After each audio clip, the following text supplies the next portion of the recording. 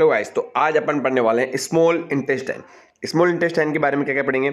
एक तो small intestine की जो है एनाटॉमी पढ़ेंगे, स्मॉल इंटेस्टाइन के बाद पार्ट्स को पढ़ेंगे, स्मॉल इंटेस्टाइन की हिस्टोलॉजी की पढ़ेंगे, हिस्टोलॉजी को पढ़ेंगे और इंटेस्टाइनल जूस को पढ़ेंगे। ठीक है, तो पहले स्टार्ट करते हैं स्मॉल इंटेस्टाइन के बारे में, उसकी एनाटॉमी के बारे में पढ़ते हैं।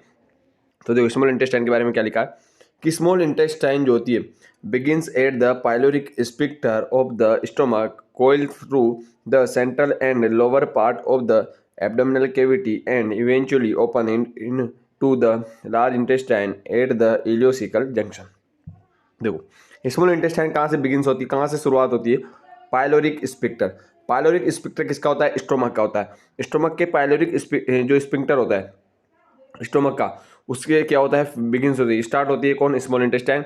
और कोयल्स, कोयल्स यानी घूमकर थ्रू द सेंट्रल में आकर और लोअर नीचे जाकर ऑफ द एब्डोमिनल केविटी के बीच में और नीचे जाकर क्या हो जाती है लास्ट में, इवेंचुअली यानी लास्ट में opens into the large intestine. कहाँ पर ओपन हो जाती है? लार्ज इंटेस्टाइन में ओपन हो जाती है एट द इलियोसिकल जंक्शन में।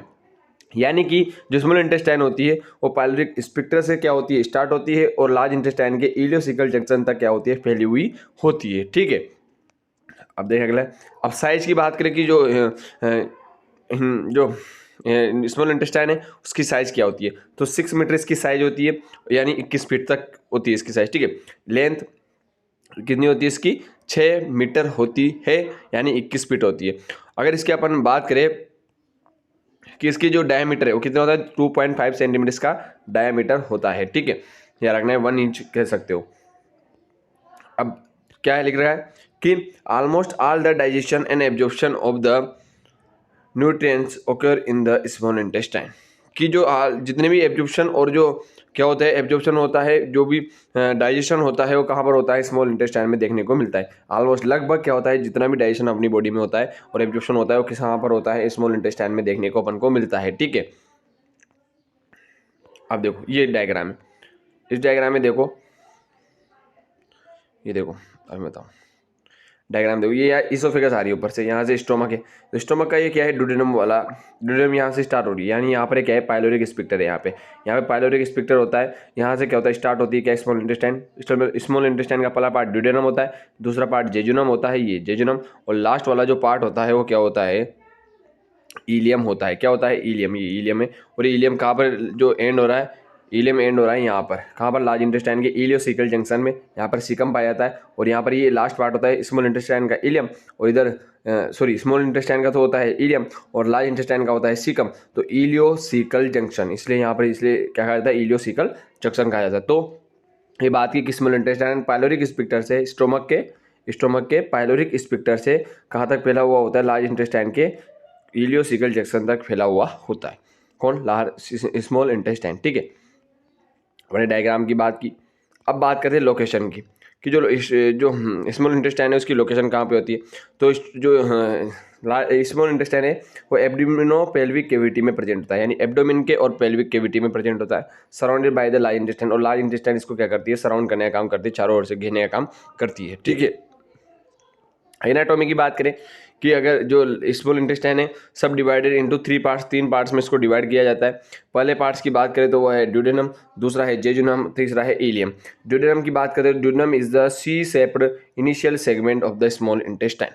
देखो डायग्राम में देखो, सी शेप्ड कैसे है, ये देखो ये कैसा है, सी शेप है, ये सी बन रहा है, यहाँ पे क्या बन रहा है, यहाँ पे ये सी बन रहा है। तो ये सी शेप होता है, क्या होता है सी शेप, क्या होती है, जो ड्यूडेनम होती है वो क्या होती है, सी शेप का क्या होता है, पहला पार्ट होता है, सेगमेंट होता है ऑफ द स्मॉल इंटेस्टाइन का, 20 से 25 सेंटीमीटर इसकी क्या होती है, लंबाई होती है। और ये shortest part of the small intestine का सबसे छोटा पार्ट होता है। स्मॉल इंटेस्टाइन का सबसे छोटा पार्ट क्या होता है, ड्यूडेनम होता है।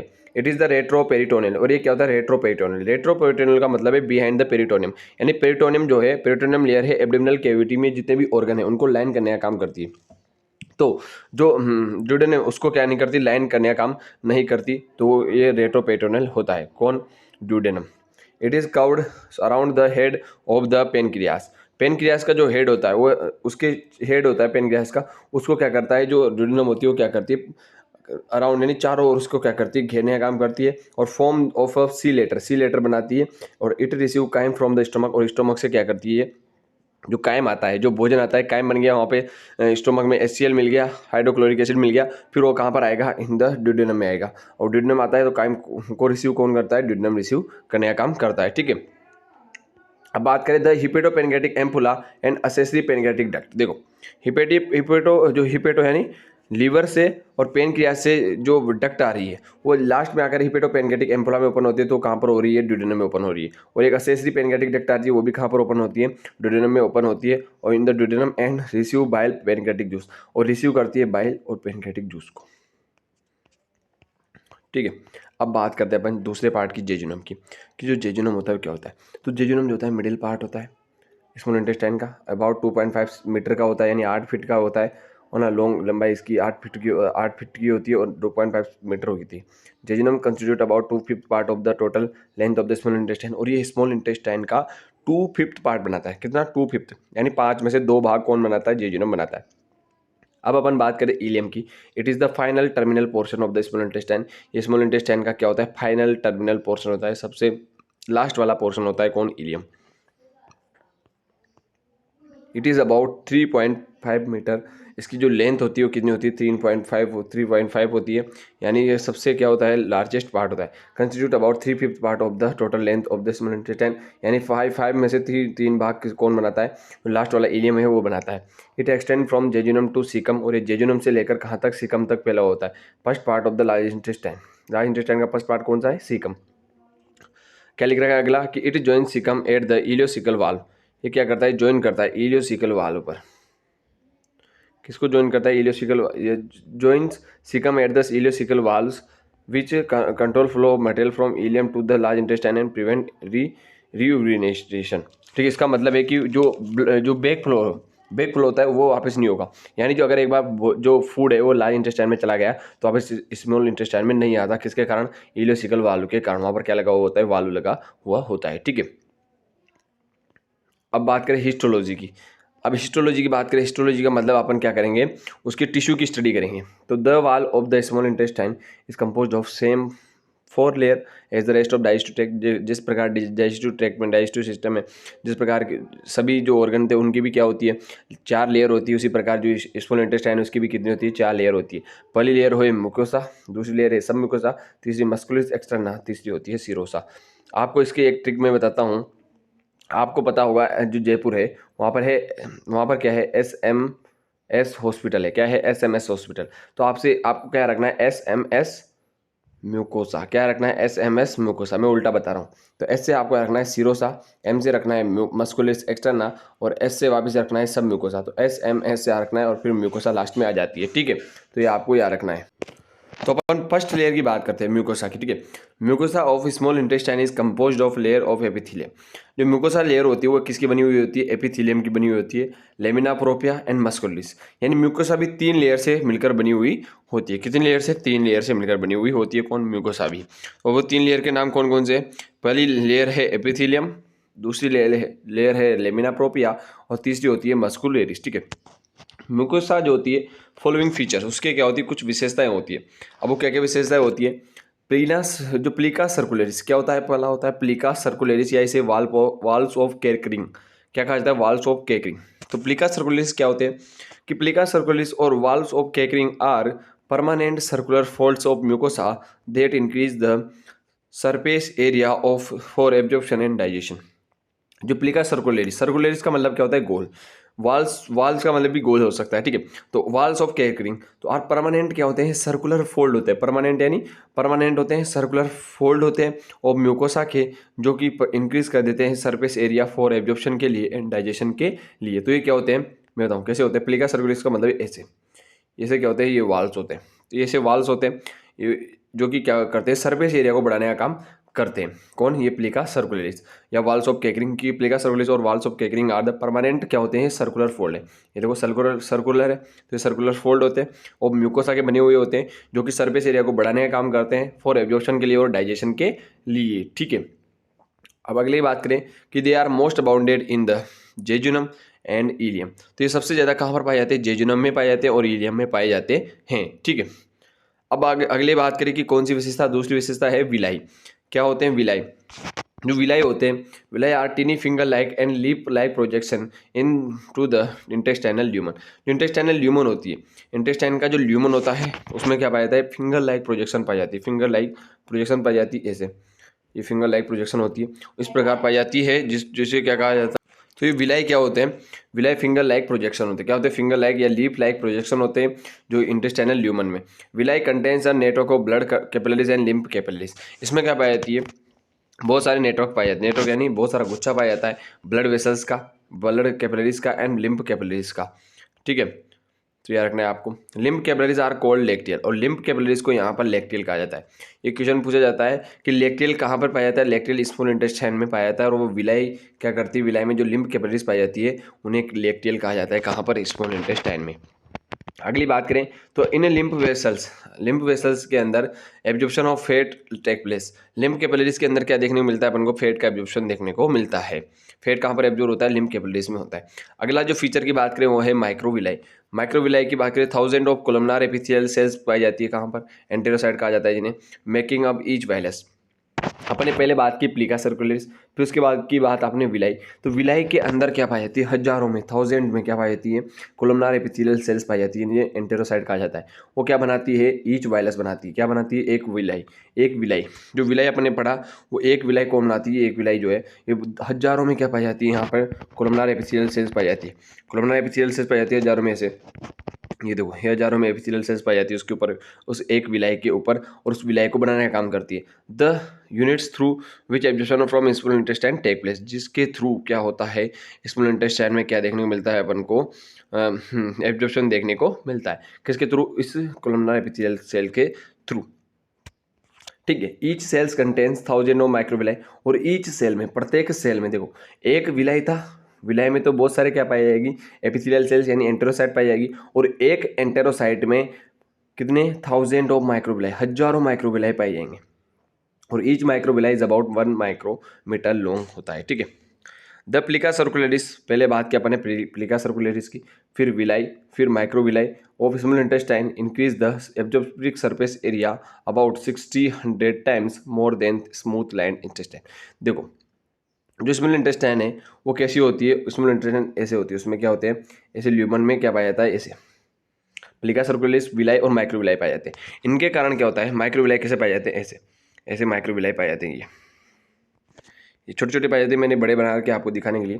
तो क्या होते हैं, माइक्रोविलाई ऐसे पाई जाती है इस ल्यूमन में। तो ये क्या करते हैं, सरफेस एरिया को बढ़ाने का काम करते हैं। अब सरफेस एरिया कितना करना पड़ेगा, ये मैंने आपको इस प्रकार बनाया कि ये विशेषता होती है किसकी, स्मॉल इंटेस्टाइन में, जो प्लिका सर्कुलरिस, विलाई और माइक्रोविलाई पाए जाते हैं। अगर मान लें कि जो स्मॉल इंटेस्टाइन है उसकी लेयर ऐसे हो, सीधी हो, क्या हो, स्मूथ लाइन इंटेस्टाइन हो, तो इसकी तुलना में जो ये होगी, ये 600 गुना क्या कर देगी, सरफेस एब्जॉर्प्शन को बढ़ा देगी, 600 गुना एब्जॉर्प्शन को क्या कर देगी, बढ़ा देगी। जबकि ये वाली 600 गुना कम करेगी, यानी इसमें तो एब्जॉर्प्शन नहीं हो पाएगा, क्योंकि इसमें क्या होगा, ऐसे ल्यूमन होता है तो इसमें क्या होगा, ज़्यादा देर तक क्या होगा, फूड रुकेगा, तो एब्जॉर्प्शन में क्या होगा, जल्दी होगा। तो ये इससे क्या होता है, फायदा होता है, 600 गुना क्या हो जाता है, एब्जॉर्प्शन बढ़ जाता है। किसके कारण, इसके कारण। ठीक है, तो प्लिका सर्कुलरिस, विलाई और माइक्रोविलाई क्या कर देते हैं, सरफेस एरिया को बढ़ा देते हैं स्मॉल इंटेस्टाइन का।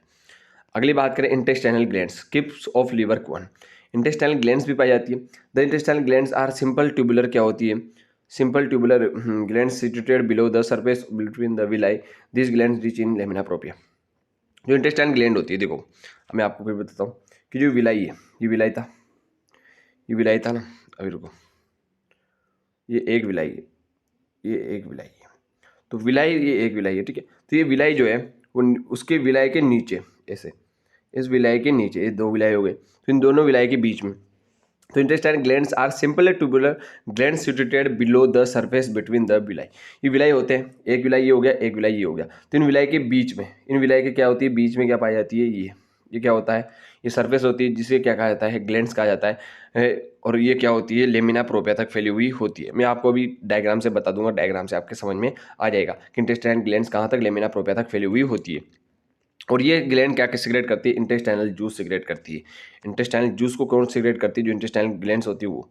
एपिथेलियम और म्यूकोसा कंटेंट्स फॉलोइंग सेल्स, और एपिथेलियम जो होती है उसमें म्यूकोसा की, उसमें ये सेल्स पाई जाती है। कौन कौन सी सेल्स पाई जाती है, पहली सेल्स है एब्जॉर्प्टिक सेल, ये क्या करती है, डाइजेस्टिव एंजाइम को प्रोड्यूस करने का काम करती है।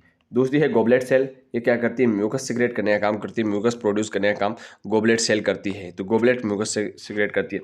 अगली सेल जो होती है, अब देखो ये डायग्राम देखो, डायग्राम आ गया।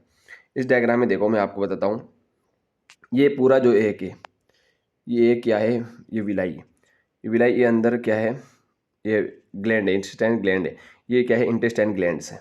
तो ये क्या है, लेमिना प्रोपिया तक फैली हुई, कैसे, तो ये क्या है, पूरी ऊपर वाली एपिथेलियम, ये पूरी वाली ऊपर वाली एपिथेलियम है, ये पूरी ऊपर वाली क्या है, एपिथेलियम, और ये लेमिना प्रोपिया है, ये वाली लेयर, फिर उसके नीचे है मस्कुलस इंटरना, फिर उसके बाद नीचे है सब म्यूकोसा, फिर उसके नीचे मस्कुलस एक्सटर्ना, फिर सिरोसा। तो सबसे पहले सिरोसा, SMS लिखाया था मैंने, SM फिर S, यानी सिरोसा मस्कुलस एक्सटर्ना, S यानी SM सब mucosa.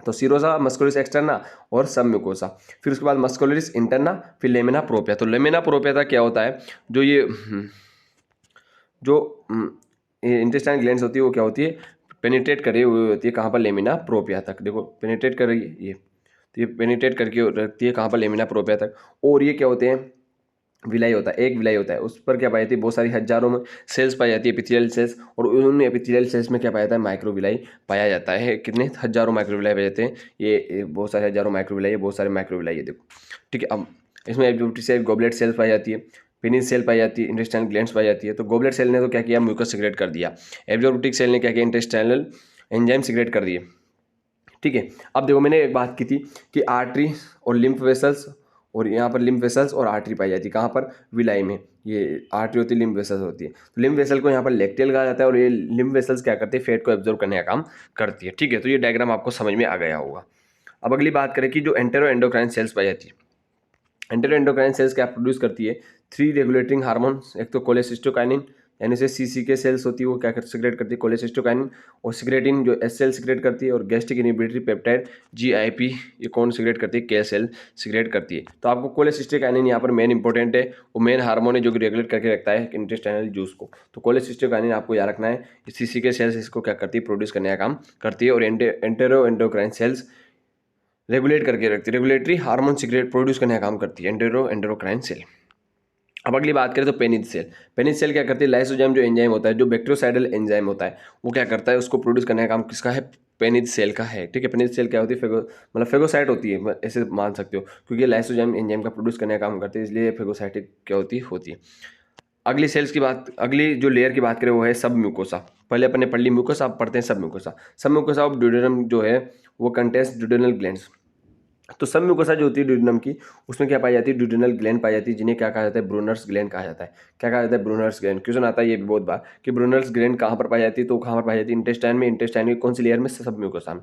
This gland found only in the duodenum, और ड्यूडेनम में ओनली पाई जाती है। They secrete alkaline mucus which act as a lubricant barrier to protect the mucosa from the acidic chyme. It also helps the neutralize gastric acid in the chyme, ठीक है। तो ये आपको याद रखना है, क्या रखना है, अभी देखो कि ये सिक्रेट एल्कलाइन म्यूकस, ये सिक्रेट क्या करती है, एल्कलाइन म्यूकस सिक्रेट करती है, एल्कलाइन म्यूकस सिक्रेट करती है। और ऊपर से आपके स्टमक में से क्या आ रहा है, HCl मिला हुआ है फूड में, तो HCl क्या करता है, अम्ल होता है, HCl क्या होता है, एसिड होता है, वो एसिड होता है। तो एसिड क्या करेगा, जो है इसकी जो स्मॉल इंटेस्टाइन की जो वाल है उसको क्या कर सकता है, उसको डैमेज कर सकता है, इसलिए क्या करता है, प्रोटेक्ट का तरह काम करती है। कौन, ये जो ब्रूनर्स ग्लैंड है वो क्या सिक्रेट करती है, ब्रूनर्स ग्लैंड एक म्यूकस सिक्रेट करती है, वो क्या करता है, बैरियर की तरह काम करता है, लुब्रिकेंट की तरह काम करता है, और वो क्या करता है, प्रोटेक्ट करने का काम करता है स्मॉल इंटेस्टाइन की म्यूकोसा को एसिडिक काइम से, ठीक है। तो ये याद रखना है आपको। अगली बात करें, म्यूकस मस्कुलस एक्सटर्नल लेयर होती है। मस्कुलस एक्सटर्नल जो होती है स्मॉल इंटेस्टाइन की, कंसिस्ट ऑफ 2 लेयर्स से मिलकर बनी होती है। स्मॉल मसल्स की 2 लेयर से मिलकर बनी होती है। आउटर लॉन्गिट्यूडिनल होती है, इनर सर्कुलर होती है, ठीक है। आउटर क्या होती है, लॉन्गिट्यूडिनल, और इनर क्या होती है, सर्कुलर होती है। अगली ग्लैंड की बात, अगली जो लेयर की बात करें तो वो है सिरोसा। सिरोसा जो था except for major portion of duodenum, duodenum का अगर अपन मेजर बड़ा पोर्शन छोड़ दें तो is the serosa visceral peritoneum completely surrounds the small intestine. यानी ड्यूडेनम को छोड़ दें तो सिरोसा सब जगह विसरल पेरिटोनियम में क्या होती है, तो ड्यूडेनम किसकी बनी हुई होगी, तो ड्यूडेनम में क्या पाई जाती है, तो दूसरी सिरोसा की दूसरी लेयर पाई जाती है, कौन सी, एडवेंटेशिया, क्या पाई जाती है, एडवेंटेशिया पाई जाती है, एडवेंटेशिया पाई जाती है, ठीक है। एडवेंटेशिया पाई जाती है, कहाँ पर पाई जाती है, ड्यूडेनम में पाई जाती है। जबकि जो रेस्ट ऑफ द जितने भी जो सिरोसा के अलावा जितने भी मतलब ड्यूडेनम के अलावा जहाँ पर भी सिरोसा मिलेगी आपको विसरल पेरिटोनियम मिलेगी। Double layer of peritoneum called mesentery, और यहाँ पर डबल लेयर होती है किसकी, पेरिटोनियम की, उसे क्या कहा जाता है, मेजेंटी कहा जाता है। और attach the jejunum and ileum to the posterior abdominal wall, और ये अटैच होता है जेजुनम और इलियम से टू द पोस्टीरियर एब्डोमिनल वाल से। तो आई होप कि आपको पूरा वीडियो समझ में आया होगा। अगर आपको वीडियो समझ में आया तो चैनल को सब्सक्राइब कीजिए और वीडियो को लाइक कीजिए, ठीक है।